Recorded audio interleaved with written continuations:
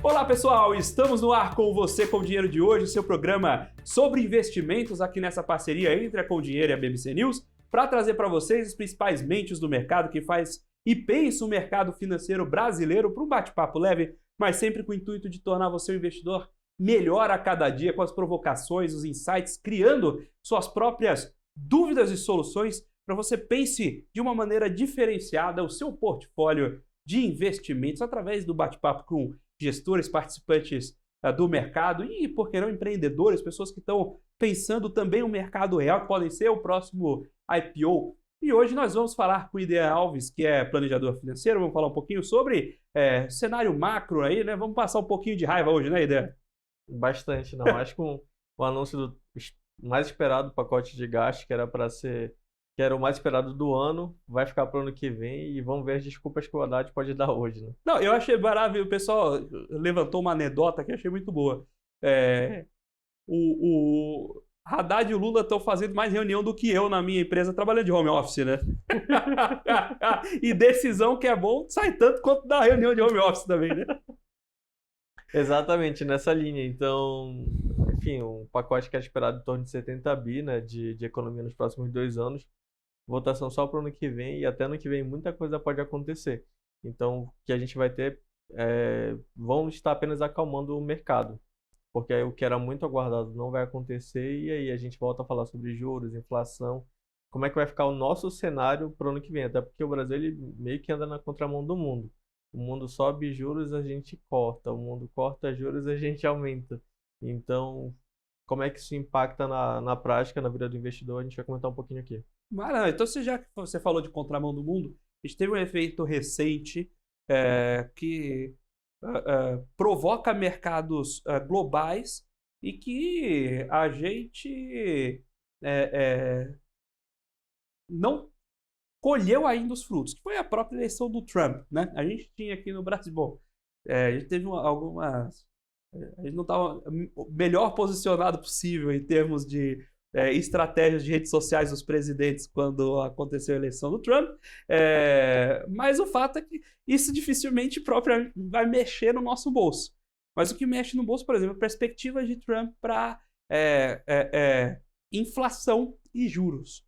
Como é que o que a gente pode esperar desse primeiro momento, né? Primeiro porque tem aquela discussão de começar a taxar no dia 1, né, importações que impactam a inflação dos Estados Unidos, mas mesmo a política mais protecionista para próximos anos, como isso impacta aqui no Brasil, que provavelmente Trump não sabe nem onde fica a capital, né? Bom, Felipe, o que acontece, né? A gente vai ter um governo mais expansionista em relação a gasto público, então isso deve também pressionar a inflação. Além disso, a gente, como você bem comentou, né, vai ter a questão de taxação sobre produtos importados, então é a política do Trump, né? É América para os americanos, então vai ser tudo meio que pró-mercado local. Enquanto que, em detrimento disso, alguns parceiros comerciais, como o próprio Brasil, que você comentou, que o Trump não deve nem saber onde é a capital, de onde veio, para onde vai, então a gente deve ficar meio que em segundo plano. Então isso deve ter um impacto também, não só na nossa balança comercial, mas principalmente pensando na questão da inflação, a gente deve provavelmente ter uma inflação também aqui que deve continuar em alta, né? Então, como a gente vai ter uma inflação subindo lá, uma inflação que aqui ainda está acima do teto da meta, por mais que a gente queira aumentar juros para controlar ela, a gente vai ficar um pouco limitado e um pouco restrito, refém de certa forma, do que também acontece na política monetária nos Estados Unidos. Enquanto lá a gente deve ter uns juros rondando a casa dos 4%, que tudo indica, né? Sendo que a expectativa de muitos era que os juros pudessem em algum momento ir para 13%, para 2%, a gente vai ver os juros a 4%, então para a gente ter um diferencial, ter um prêmio de risco ainda que seja vantajoso para o investidor estrangeiro, a gente ainda vai provavelmente ter uma curva de juros pressionando aqui no Brasil. Então, pensando em quem tomar crédito, em quem busca investir, seja na economia real, seja em bolsa de valores, o mercado ainda vai ficar um pouco árduo desse ponto de vista. A gente tem discutido bastante crescimento, né? Ter essa máxima de, olha, a gente está mal de bolsa, tem essas discussões de juros e inflação, mas PIB entregou, a gente pega a comparação trimestre a trimestre de lucro das companhias listadas. vem aumentando. Aí fala assim, olha, a vida real está diferente do que a Faria Lima comenta. Lá nos Estados Unidos, a gente vê um período de desemprego em mínimas históricas, né?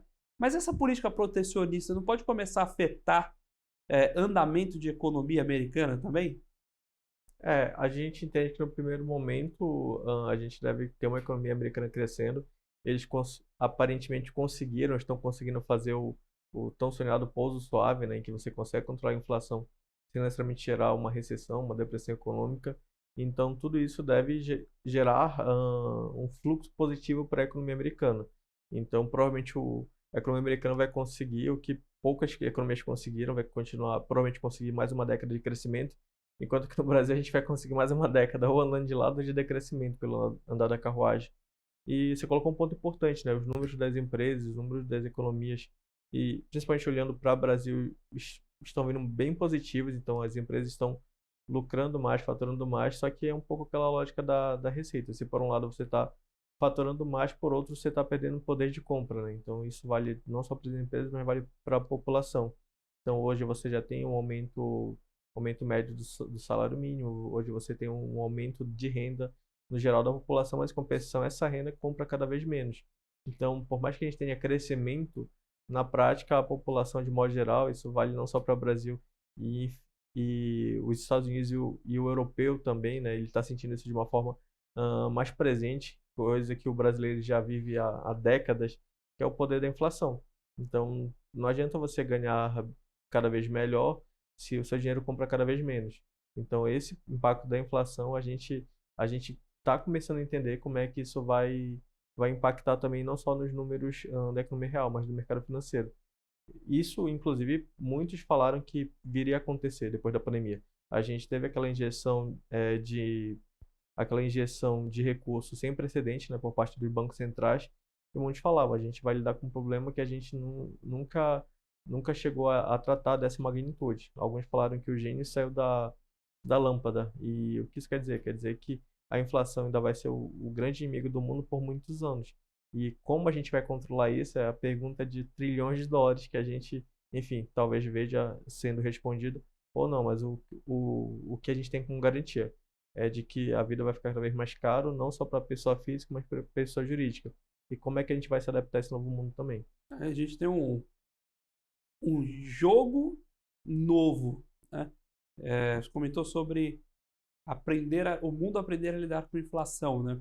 O grande fator de equilíbrio da inflação foi, ao longo da história, foi a política monetária, eventualmente você calibrar por juros, numa premissa que é muito natural, que é que, poxa, você paga mais juros, isso te desincentiva a tomar mais dinheiro e incentiva o poupador a poupar mais cedendo esse crédito. O que a gente viu na pandemia foi uma expansão, os bancos centrais colocando dinheiro nas economias sem o contraponto de inflação.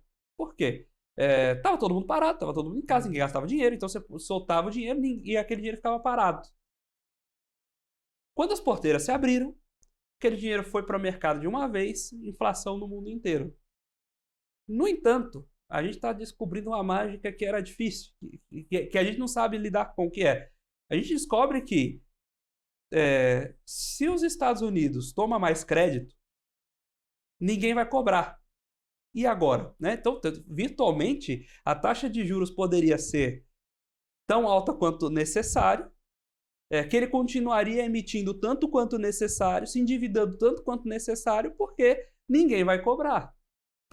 E aí tem as questões mecânicas. Se alguém cobra, você vai tirar esse dinheiro e colocar onde? Se a China vai lá e cobra os títulos, quer vender os títulos públicos, o Tesouro compra com o quê? Com dólar. Ela vai imprimir dólar e entregar para a China, que é dólar. Vai trocar título público americano por moeda americana que não rende. Então é melhor continuar com título público americano. Você vai para uma dinâmica que a gente não sabe lidar com ainda, que é o governo pode, especialmente o americano, né? A gente não pode fazer isso, mas o governo americano pode se endividar tanto quanto queira, até um momento que a gente não sabe qual é. E aí a gente vai vivendo esse novamente de incerteza, e enquanto isso, mercados que não conheciam lidar com inflação, agora vão ter que comprar HP12C da gente. Exatamente, exatamente. Principalmente Estados Unidos e Europa, né? Lá, aqui a gente tem muito forte inflação, principalmente na parte do consumo, né? Até por conta da tributação, os impostos, né? Muito da nossa tributação ela é indireta, que acaba encarecendo muito o consumo para a população local, enquanto que lá você tinha outras formas de tributação, principalmente na transmissão de bens, herança. E agora eles estão vendo essa inflação também no consumo, e que em algum momento é aquele efeito quase que em cascata, né? Você tem aquela inflação de consumo, depois você vai acabar tendo inflação de imóveis, então tudo vai ficando mais caro. Então hoje, para você ter um padrão de vida ok, ou padrão classe média, é cada vez mais difícil no mundo. Então, no final das contas, a classe média que moveu a economia global nas últimas décadas está sendo cada vez mais achatada. Então, você acaba ficando ou nos extremos, ou você se torna classe A, ou enfim, acaba perdendo muita qualidade de vida. Quando você está na classe média e não consegue manter o seu padrão de compra. Então, essa é uma reflexão bastante complexa, até trazendo reflexão também em relação ao mercado de trabalho, que está cada vez mais difícil. Então, tudo isso a gente está aprendendo a lidar. E, assim, o resultado final disso assim, de certa forma, um pouco assustador, porque a gente vê que o mercado ele se torna cada vez mais árduo, mas, em compensação, traz oportunidades. Traz oportunidades em que você tem ganhos de escala, tem ganhos de melhorias, não só intelectuais, mas também econômicas. E a gente tem que tentar entender onde é que fica esse equilíbrio entre o mercado de trabalho e também esse equilíbrio econômico, para que não apenas poucos continuem ganhando muito e que haja de alguma forma essa distribuição, não necessariamente equânime, que a gente sabe que isso daí é um mundo quase que utópico, mas que, de fato, apesar da gente ter uma inflação cada vez maior, muito por conta do que você comentou, dessa injeção de recursos quase que infinita por parte dos Estados Unidos, que a gente tem um mundo que a gente tem um equilíbrio em que você consiga morar bem, consiga se sustentar, sem necessariamente ter que trabalhar cada vez mais.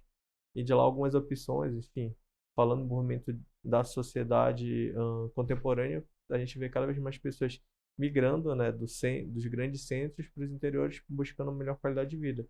Talvez esse seja um movimento que aconteça com maior intensidade nos próximos anos, mas, assim, viver está cada vez mais caro, principalmente quando a gente pensa em capital, né? Quando a gente pensa, por exemplo, no padrão de São Paulo. O padrão de São Paulo hoje, para você viver bem, você tem que ter pelo menos 20 mil, 30 mil de renda por mês. Então, e daqui a 10 anos? Quanto será esse mínimo necessário? Então, são essas reflexões que a gente, do ponto de vista do consumidor, do investidor, a gente vai ter que passar a fazer cada vez mais.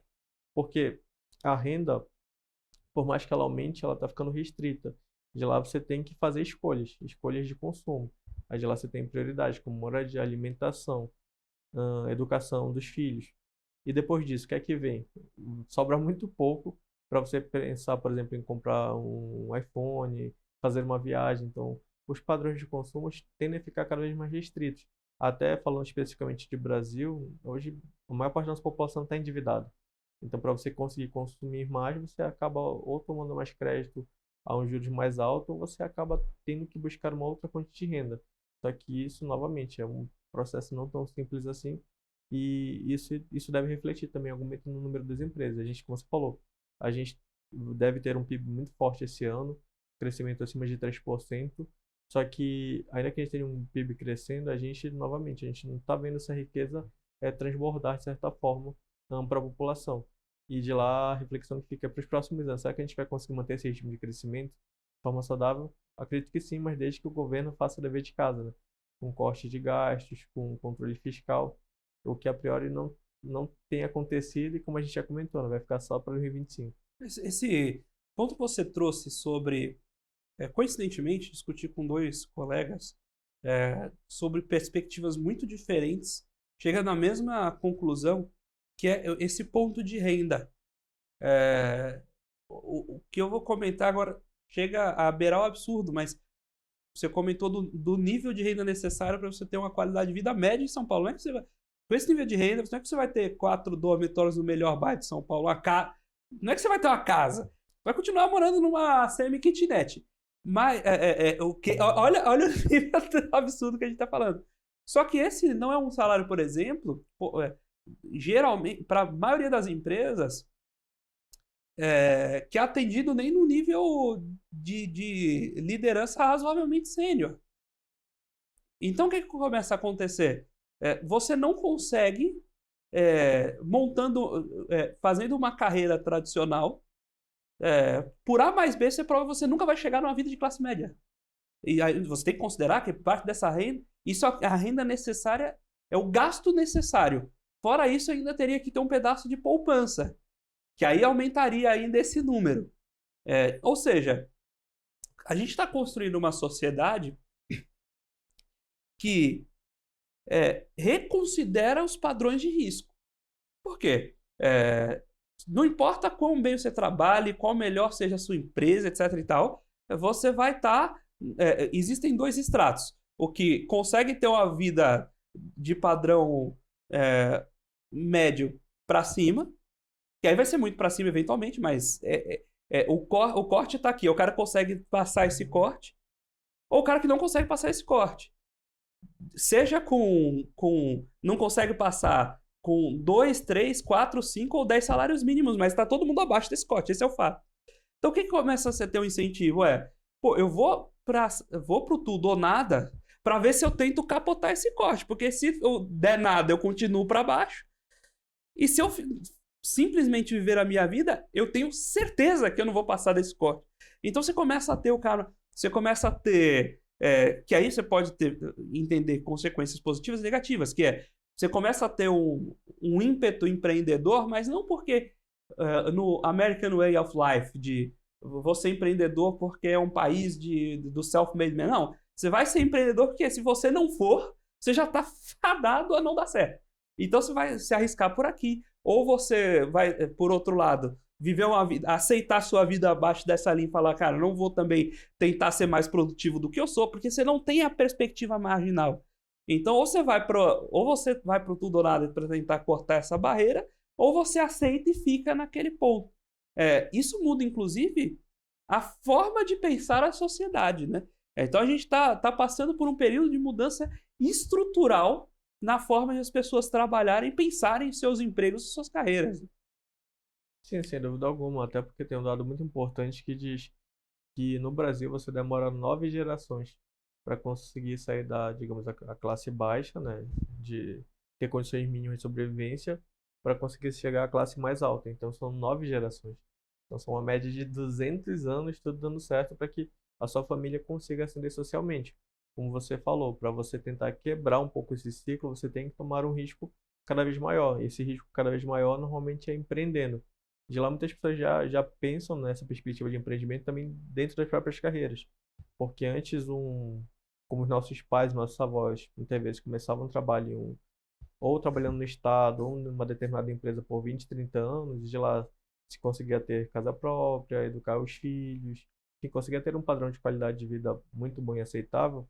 Só que hoje a realidade é totalmente diferente. Então, nessa realidade totalmente diferente, como você bem comentou, as pessoas acabam tendo que se expor mais a risco. E esse empreender está deixando de ser cada vez mais por necessidade e também está se buscando cada vez mais por oportunidade, que também mescla um pouco essa necessidade de você ter uma qualidade de vida que garanta não só o seu presente melhor, mas também o seu futuro da sua família um pouco melhor. Então, olhando dessa perspectiva de Brasil, a gente está vendo as pessoas também moldarem as suas carreiras de uma forma diferente.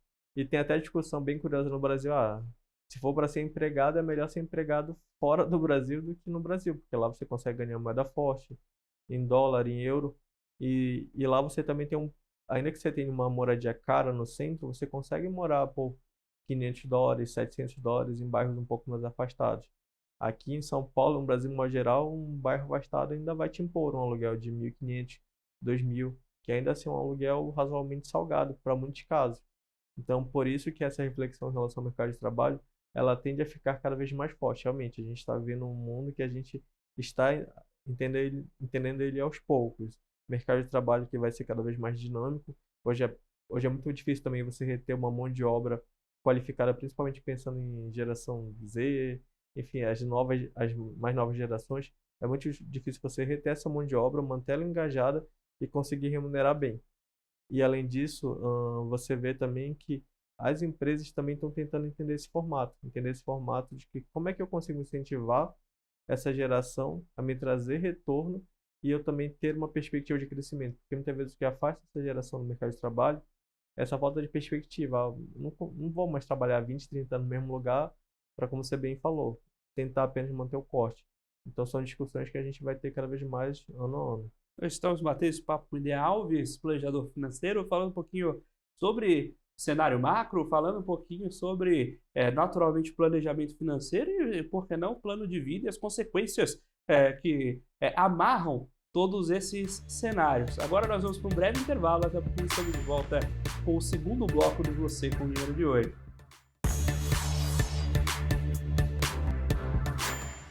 Olá pessoal, estamos de volta aqui para o segundo bloco do Você com Dinheiro de hoje, batendo um papo com o Ideal Alves, planejador financeiro, falando sobre macro, falando um pouquinho sobre planejamento financeiro também, os impactos do atual ambiente, das evoluções de ambientes atuais na economia, como isso impacta a vida das pessoas e o próprio planejamento. A gente está aqui conversando, a gente foi até aprofundou mais no tema real, vocês tinham que ver como foi a conversa de bastidores aqui, né, no intervalo. Mas a gente foi aprofundando um pouco na parte real desse macro e como isso impacta a vida das pessoas. Mas tem um pedaço ao próprio mercado de juros, que eu preciso de mais estímulo para poupar. Se a gente vive no limiar da renda, abrir mão de uma viagem é uma coisa, do iPhone é outra, comer pior é outra. Se você precisa chegar no ponto de comer pior para poupar, a taxa de juros para te estimular a fazer esse momento é maior, então a política monetária precisa de fazer mais esforço para conseguir o mesmo nível de sucesso nessa nova conjuntura. E aí o que eu queria trazer é justamente, você olhando para planejamento financeiro, né? Você estava comentando sobre geração Z e a perspectiva ao entrar no mercado de trabalho.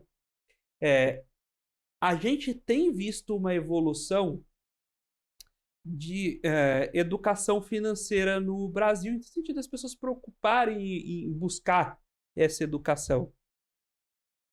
Mas a gente tem visto um aumento no nível de poupança, as pessoas estão poupando mais, ou no fim das contas, por mais que ela entenda a necessidade, esse cenário macro trava e ela continua poupando igual, e a gente continua no nível de poupança baixo. Se a gente for olhar para os números, as pessoas estão se endividando mais. Essa é a grande verdade. Por mais que, como a gente tinha comentado no bloco anterior, por mais que você tenha aumento de renda, você tem cada vez mais a população se endividando mais. E principalmente, boa parte dessa dívida acaba sendo no cartão de crédito, famoso dinheiro de plástico. Parece que você não está gastando, o seu eu do futuro vai pagar. E como a gente fala, o brasileiro ele não compra normalmente preço, ele compra parcela. Então, se cabe no meu orçamento aquelas parcelas, eu vou colocando para dentro. Até que em algum momento aquele orçamento fica estrangulado. Agora, pensando do ponto de vista de planejamento, até olhando todo esse contexto de você ter cada vez mais renda, mas também ter um poder de compra cada vez menor, esse exercício também é válido do ponto de vista de investimentos. Principalmente pensando na geração Z, nos mais jovens, que se você começar a ter um hábito de poupar, de investir, o que hoje parece pouco, R$100, R$200, R$500, claro, dependendo da realidade de cada um, esse mesmo valor que hoje é apenas, entre aspas, R$500, pode levar você a ter mais de R$1 milhão. Pode ajudar, por exemplo, a complementar a sua poupança. À medida que a sua renda também aumente, você também pode aumentar esse aporte. Fazendo uma conta simples, se você aportar R$500 todos os meses, durante 30 anos, a uma taxa de 10%, que no Brasil felizmente ou infelizmente, é totalmente factível, se a gente olhar principalmente para os dados históricos, você vai ter um montante médio de R$1 milhão. Agora, se você subir um pouquinho mais essa conta, em vez de 500 para 700, você já vai para R$1,5 milhão. Considerando que hoje você tem 18 anos, 20 anos, 25 anos, então em tese, um pouco mais fácil, ou um pouco mais provável, melhor dizendo, que você faça esse tipo de acúmulo.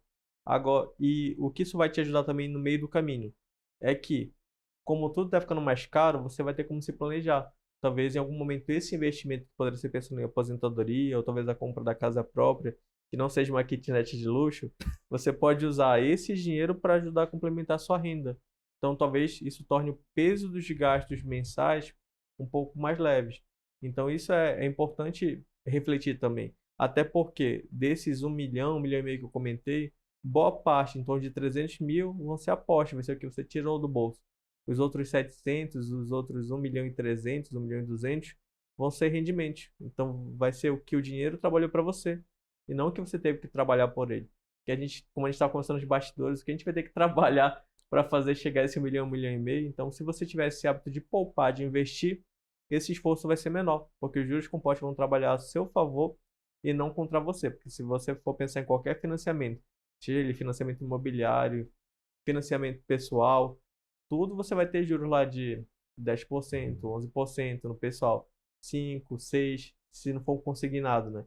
Então, como os juros no Brasil ele é cada vez mais alto e no Brasil ele é composto, então você tem que trabalhar com eles a seu favor e não contra você, porque senão você vai estar na chamada corrida dos ratos e sempre trabalhando para pagar conta. Agora, se você conseguir sair dessa corrida dos ratos simplesmente pelo hábito de poupar, de investir, você tem uma chance muito maior de tornar aquele peso no futuro, de ter que tomar uma decisão de vida importante, como a compra de um imóvel, a aposentadoria, uma mudança de cidade ou de país, um pouco mais fácil, um pouco mais factível. Você tocou aí importantíssima, essa questão dos 10% no Brasil é relativamente fácil e é suficiente. Que a gente coloque, digamos, 6% para colocar em termos reais, e aí estica o prazo, não vai ser 30 anos, vai ser 40, mas aí a conta é mais ou menos a mesma. Você não precisa de um investimento muito sofisticado para alcançar esse nível. Uma coisa que eu vejo muito acontecer, o pessoal acha que educação financeira é aprender Black and Scholes, Markowitz e derivativos. Aí ele olha, é difícil mesmo. Para quem acha que finanças não é ciência de foguete, Black and Scholes é literalmente ciência de foguete. Depois vocês procuram a história. Aí o camarada olha e fala, pô, mas eu não sei operar, eu não sei operar opções, eu não sei o que é teta, logo eu não vou investir. Não, não é assim, você não precisa. O que você precisa é fazer o básico bem feito. Começa a poupança, deixa aplicado num negócio seguro. Isso já deve resolver 90% dos seus problemas com finanças, né? Do ponto de vista do que você já está guardando, né? O problema de como ganhar mais, isso aí, infelizmente, a gente não tem a equação aqui ainda. A gente estava discutindo isso, inclusive, no intervalo. É o que eu sempre digo, né? O simples funciona. E a gente vê isso na história dos grandes investidores, dos pequenos investidores, dos médios investidores, que o poder da disciplina do tempo ele acaba sendo muito mais poderoso do que você aprender. Ainda que você aprenda a trabalhar de forma exímia com investimentos, aprenda a mexer com opções, a operar comprado, vendido, você vai dedicar ou muito tempo e de preferência ter um bom dinheiro para fazer isso. E assim, nada te garante que você vai chegar ao seu resultado. Agora, se você, como tu bem comentaste, investir de forma disciplinada em uma aplicação que te renda lá os 6% através de um ganho real, ainda que você alongue o tempo, você vai estar muito melhor do que, literalmente, 80% da população brasileira hoje. Agora, se você colocar nessa equação um pouco mais de certificação, mas não através de opções, através, por exemplo, de compra de ações, ações que pagam dividendos, que foi o que os grandes investidores fizeram e fazem até hoje, há 50 anos, há 60 anos, você pode aumentar a sua taxa de retorno. E é muito importante também, quando a gente pensar em investimentos mais complexos, a gente sempre comparar o custo de oportunidade, que a gente tem hoje uma Selic pagando quase 12% ao ano. A expectativa é que a gente feche o ano com ela pagando em torno disso. Então, vou investir em renda variável. Eu posso investir em renda variável tentando almejar ganhar 15, 20. Lembrando que 20 é a média dos maiores investidores da história. Philip Fisher, Buffett, então eles ganharam em média de 20, 22% ao ano. Então já dá para ver que não é tão simples assim. E como a taxa de juros paga bastante no Brasil, ainda que você não considere investir em um pré-fixado, por exemplo, em que você tem uma taxa travada, você pode pensar em ganhar 13, que é a média histórica do Brasil, 12, 13, 14. Ok, então você já vai estar muito melhor que a média, que não está investindo, está endividada. E mais que isso, se você conseguir adicionar uma parcela, ainda que pequena, dentro do seu portfólio de ações que pagam dividendos, por exemplo, você pode aumentar essa taxa de retorno para 20, 30. Não, isso não é recomendação de investimento, que isso fique bem claro. Mas se a gente pensar que uma ação pode ter uma taxa de crescimento de 7%, 7 a 8% ao ano, que ela pague de dividendo 10%, para a conta ficar simples, vai ter um retorno lá de 17, 18, sendo que parte desse rendimento acaba sendo isento. Tem uma taxa de crescimento normalmente muito maior do que se você investisse, por exemplo, em fundo imobiliário, em empresas que pagam dividendos. E foi um pouco o que o Buffett fez. Isso vai te ajudar a ter uma geração de fluxo de caixa. E essa geração de fluxo de caixa você pode alocar ou em renda fixa ou comprar, aumentar sua participação nessa empresa ou em outras. Então, o importante, principalmente para quem está pensando em ganhar mais, aumentar o fluxo de caixa é importante. Então, ações que pagam dividendos poderia ser um caminho, porque assim você vai ter uma renda a mais para comprar outros ativos, ativos que gerem renda e ajudem a aumentar seu portfólio, para que em algum momento o seu patrimônio trabalhe para você, e não que você trabalhe por ele. Estamos batendo esse papo com o Ide Alves, planejador financeiro, falando um pouquinho sobre cenário macro, sobre planejamento financeiro e de vida e como entender as pontes, né, as aplicações desses conceitos no seu dia a dia, no seu cotidiano, e inclusive como pensar o seu planejamento financeiro para atender suas perspectivas, dado os cenários que nós temos, seja utilizando pelo lado bom, né, o nível alto de taxa de juros, quanto se preparando para o lado negativo de um cenário oscilante e como preparar naturalmente o seu portfólio. Agora nós vamos para um breve intervalo, daqui a pouquinho estamos de volta para o terceiro bloco do Você com Dinheiro de hoje.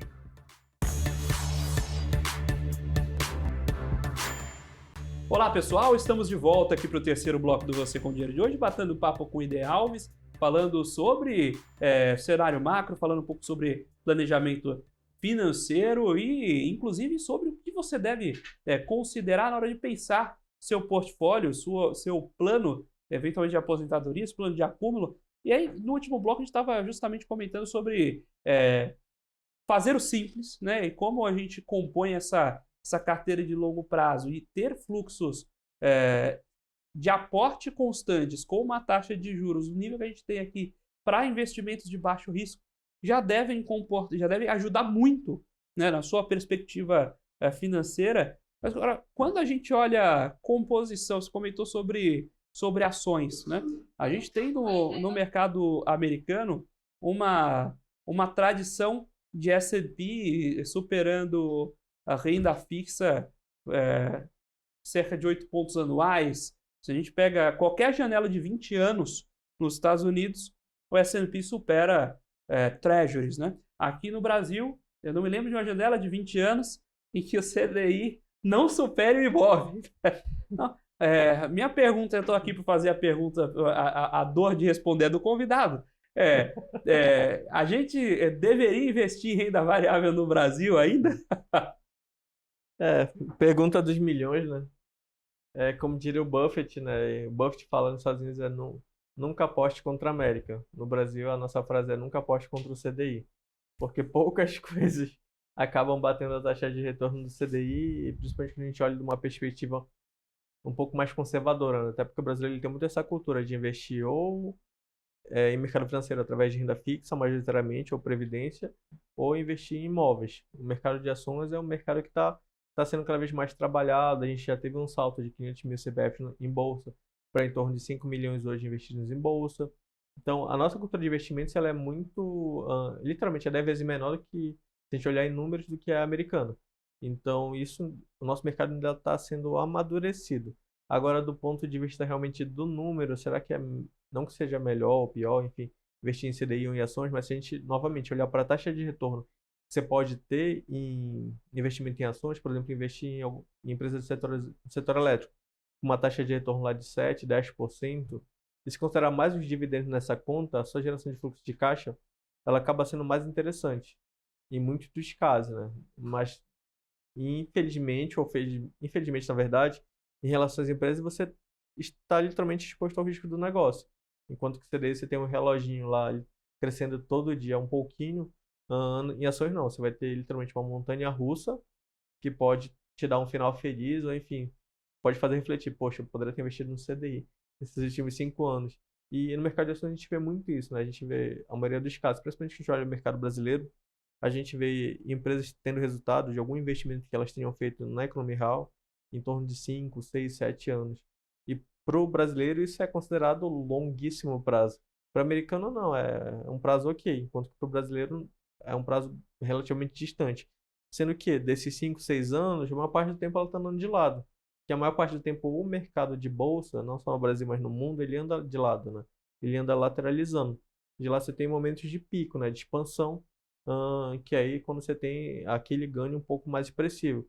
Então, tem uma empresa eletroeletrônica que eu acompanho já há um bom tempo que, assim, eu vi a empresa valorizar mais de 400% em 5 anos.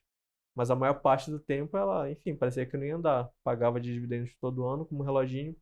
Só que aí você teve, enfim, o mercado ele foi passando a reconhecer o valor que tinha dentro dos ativos, não só dos ativos, mas da geração de fluxo de caixa. Ela foi desinvestindo em áreas que não faziam parte do negócio principal, foi aumentando a sua alocação na geração e na transmissão de energias, que eram mercados mais lucrativos e onde ela era mais competente.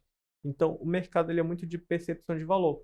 Então, o que eu sempre digo, por mais que uma empresa ela possa valer 5 vezes mais, 10 vezes mais, e o mercado ainda não está pagando hoje, tem um fator que a gente não controla, que é o tempo. Em algum momento o mercado ele pode reconhecer ou não reconhecer esse valor de mercado. E aí, muitas vezes, essa aflição no investidor acaba gerando um investimento relativamente precoce. Às vezes você está na tese certa, no investimento correto, digamos assim, em uma determinada empresa, uma determinada ação, só que muitas vezes por conta de impaciência, o próprio Buffett fala isso, né? Que o mercado ele é uma máquina de transferir o dinheiro dos impacientes para os pacientes. E ele diz, investir deve ser chato, assim. Se você está tendo emoção do investimento, você está fazendo alguma coisa de errado. Mas, novamente, eu sempre falo do Buffett, do próprio Bassi, mas foram riquezas, foram bilionários que foram construídos ao longo de décadas. A gente já fala em investimento em bolsa pensando nos próximos um ano, nos próximos meses, 2, 3 anos. Tem alguma coisa errada aí, né? Não, você quer saber de uma? Assim, nessa perspectiva de tempo, né? Se você pega o Berkshire Hathaway Growth Index, né? Dos últimos 22 anos, compara com o Vanguard de S&P 500, nos últimos 22 anos o Buffett perde para o fundo passivo. O Buffett. Imagina pobre de nós, né, cara?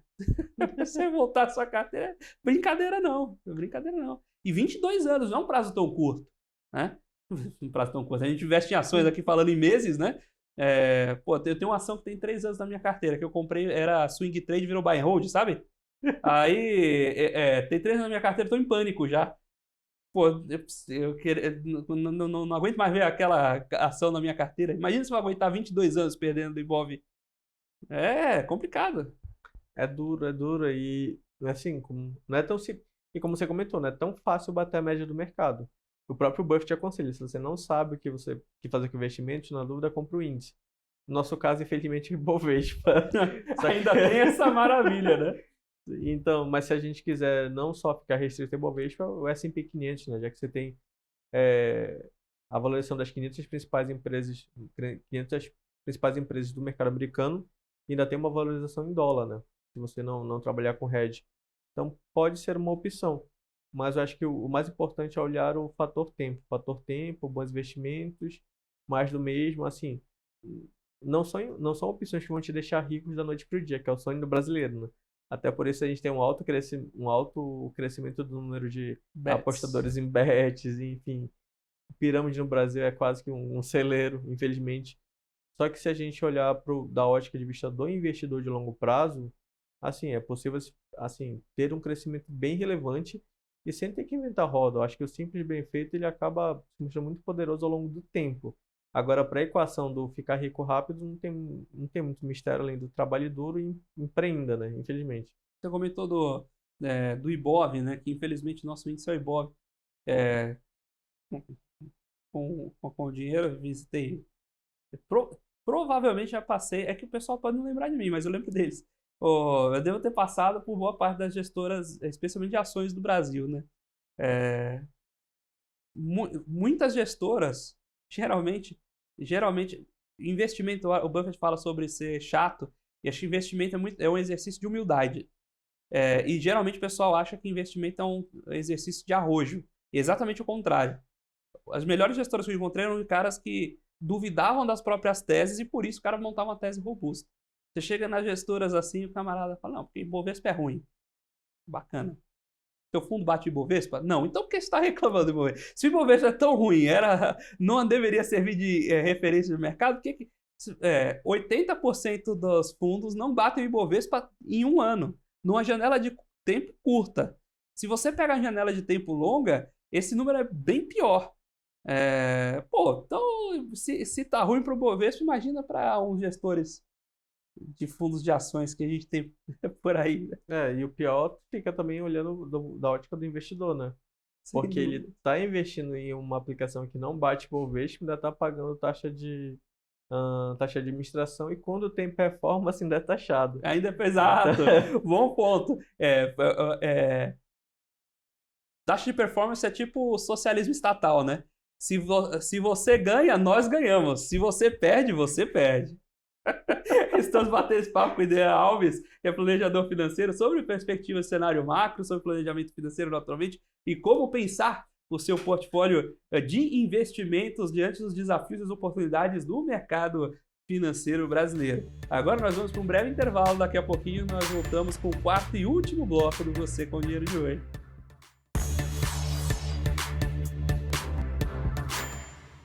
Olá pessoal, estamos de volta aqui para o quarto e último bloco do Você com o Dinheiro de hoje, batendo papo com o Ideia Alves, planejador financeiro, sobre planejamento financeiro, naturalmente, sobre cenário macro, sobre como pensar essas pontes e o seu próprio cenário de investimento e organização de finanças ao longo do tempo. E a gente comentou sobre sobre os dois extremos, na verdade, né? Se deixar tudo em renda fixa DI, CDB de bancão ou LF, né?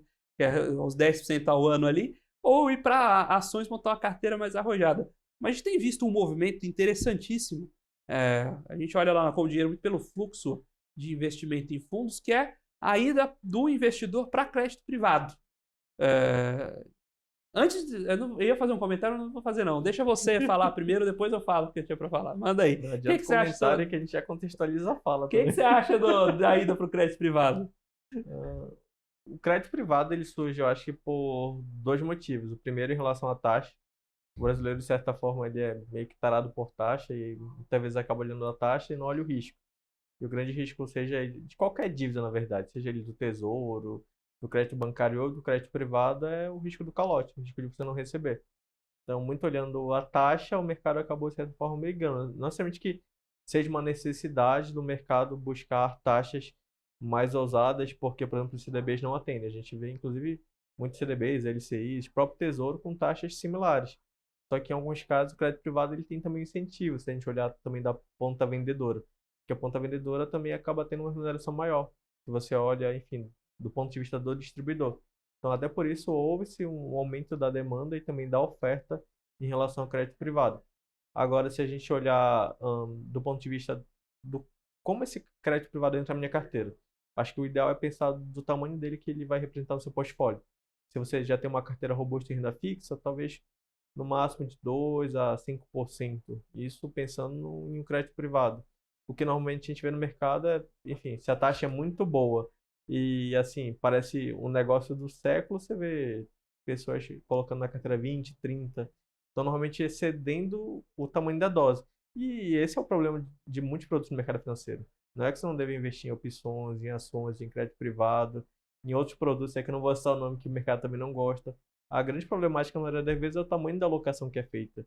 O que poderia ser, talvez, um ganho expressivo ou uma perda também não tão danosa, acaba se tornando muito relevante no portfólio desse cliente, né, desse investidor. Então, é quase que um all-in. Se der certo, foi muito bom para a carteira. Se der errado, também vai machucar bastante. Então, eu olharia mais o tamanho da alocação que necessariamente tentar demonizar ou, enfim, falar que é a melhor opção no mercado por conta da taxa. Esse negócio da quantidade de alocação na carteira, uma história de uma senhora viúva, cujo brincadeira não. O assessor recomendou lá colocar 70% da carteira num COI sem liquidez 5 anos, cara. Tá certo isso? Tem até uma brincadeira no mercado, né? Que o o capital é garantido, né? Você não tem risco de perder, mas também tem risco de ganhar. Não tem chance de exato. Mas muito por conta disso, né? É o tamanho da posição. Não que, assim, provavelmente ela não deveria ter nenhum COI, muito provavelmente. Mas não é que você colocasse 1% da carteira, 2%, it's ok. Agora colocar 70%. Então Se colocar 1% na carteira, vale pela história que você teve para contar no churrasco de domingo. sim. Beleza. E trouxe seu fluxo de caixa, a utilidade de contar, pô, comprei um COI. Beleza. Agora, se colocar com 70% da carteira, tem a história daquele fundo, né? Que. Não vou falar o nome, que tinha o sorteio do carro, né? Que fizeram a conta que se ela tivesse deixado no CDB do mesmo banco, dava para ela ter comprado os 5 carros que ela ganhou no sorteio e sobrava dinheiro ainda, né? Cada época tem seus escolhidos, né? E o mercado normalmente, né, nesse tipo de operação, ele acaba tirando muita liquidez. Então, dica para o investidor: avalie o quanto de liquidez aquele investimento vai tirar da sua carteira. Porque se for uma liquidez muito alta, o prêmio tem que ser muito relevante. E ainda assim você vai ter que olhar outras variáveis, como o crédito, a garantia. Inclusive, enfim, alguns bancos que eram garantidores desse tipo de operação também tiveram problemas financeiros. Então, por isso que, assim, não olhar só a taxa, que é normalmente o que o investidor olha. E, novamente, diversificação é o único almoço grátis do mercado e é o que acaba salvando não só a carteira de atrocidade como essa, mas também acaba salvando a carteira em relação à rentabilidade, pensando no longo prazo. Porque não tem como você acertar qual investimento vai ser o grande diferencial da carteira. Mas se você investir um pouco em cada, com sabedoria, tendo uma visão de longo prazo, é difícil você ter um resultado que seja tão diferente do que você estava almejando lá na frente. Pois é, achei essa uma ótima mensagem final, que por incrível que pareça, estamos chegando ao fim. Não parece, né? Não, o papo fluiu bastante, foi bem rápido. Eu até brinquei com o Felipe, né? Não sei se o tempo passou rápido, a gente fala demais, enfim, e a conversa foi boa, mas eu entendi que a conversa foi bem legal. Espero ter contribuído com muitos investidores. E agora, queria que você aproveitasse também aí para conversar com o nosso audiência, deixar seus contatos, quem quiser continuar acompanhando seus conteúdos, é bastante ativo aí, tá sempre é, com outros colegas aí discutindo o mercado. E até deixar uma provocação final aí sobre seu gosto pelo mercado financeiro. Você não veio aqui você não foi nascido aqui da Faria Lima, né? E aí acho que até junto com deixar esses contatos para o pessoal acompanhar você, acho legal você contar um pedaço dessa história de como você foi para o mercado financeiro, até para que outros colegas de fora aqui do eixo Rio São Paulo pensem nessa possibilidade e se animem também com essa maluquice que a gente faz aqui. Que legal. Primeiro ponto, né? Meus contatos. Vocês podem me encontrar através do perfil Idean Alves, seja Instagram, LinkedIn, YouTube. No YouTube eu tenho o canal lá Mentor dos Milhões, que busca falar não só de planejamento financeiro, mas de mercado no geral. Além de também ter uma participação bem relevante na imprensa local, nacional também, falando sobre mercado financeiro. E como o Felipe comentou, né? Eu sou de Belém do Pará e sempre gostei do mercado financeiro. Acho que o primeiro passo é gostar do mercado. Então, gostar é um bom caminho para que você consiga fazer isso todo dia. Porque todo dia é informação nova, todo dia é um aprendizado diferente, ou em alguns casos, o caos, como foi o caso da pandemia, como foi o caso da crise do subprime. Eu já estou no mercado desde 2010, então foi um prazer acompanhar tudo isso. E para que você trabalhe nesse mercado, eu acho que gostar é fundamental. Além disso, buscar certificações e ter uma dedicação acima da média, porque para se destacar no mercado financeiro, você tem que, enfim, tem que ter algum diferencial. Eu acho que o primeiro diferencial dele, sem dúvida, é trabalho duro e busca por conhecimento, porque como é um mercado que se atualiza todo dia, se você não estiver bem informado, você rapidamente fica desatualizado. E entender também que uma jornada, assim como nos investimentos, pensando no ponto de vista de carreira, é uma jornada de longo prazo, de paciência, que pode ganhar muito dinheiro, sim, mas a médio e longo prazo. Se você está ganhando dinheiro rápido, você provavelmente, enfim, tá fazendo algumas alocações que talvez não fossem as ideais para aquele momento. Então, visão de longo prazo é que nem comer salada e comer fast food. O fast food ele pode ser muito gostoso, ele pode ser muito bom naquele momento, mas não é o que vai te manter no jogo, que vai te manter vivo provavelmente pelos próximos 20, 30, 40 anos. Enquanto que a salada, apesar de não ser tão saborosa naquele momento, você tem que comer ela todo dia, é o que vai te fazer chegar no longo prazo a ter uma carreira de sucesso, não só como investidor, mas também como profissional de mercado. Muito obrigado pela participação. Eu que agradeço, até a próxima. Muito obrigado também a você, telespectador aqui da BBC News, investidor e profissional de mercado, pela sua companhia, pela sua audiência. O Você com Dinheiro vai ao ar de segunda a sexta, sempre aqui no mesmo horário, e sábados e domingo agora também com aquela reprise especial para você que perdeu os melhores programas aí da temporada. Você agora consegue acompanhar também sábados e domingos aí para complementar o seu fim de semana. Você com Dinheiro é uma parceria entre a BBC News e a Com Dinheiro, justamente para trazer esses grandes nomes do mercado. Se você quiser saber um pouco mais sobre a Com Dinheiro, como ela pode ajudar você aos seus investimentos e ao seu negócio, visite lá www.comdinheiro.com.br, manda lá para a gente também um e-mail em contato@comdinheiro.com.br. Não se esqueça também de nos seguir nas redes sociais, tem lá o @você.comdinheiro no Instagram e o meu LinkedIn aí, o Felipe Ferreira, você vai encontrar vários dados lá sobre mercado, pode mandar direct também, que a gente gosta bastante de acompanhar a audiência de vocês. Você com Dinheiro de hoje vai ficando por aqui, muito obrigado mais uma vez pela sua companhia e pela sua audiência, e até a próxima.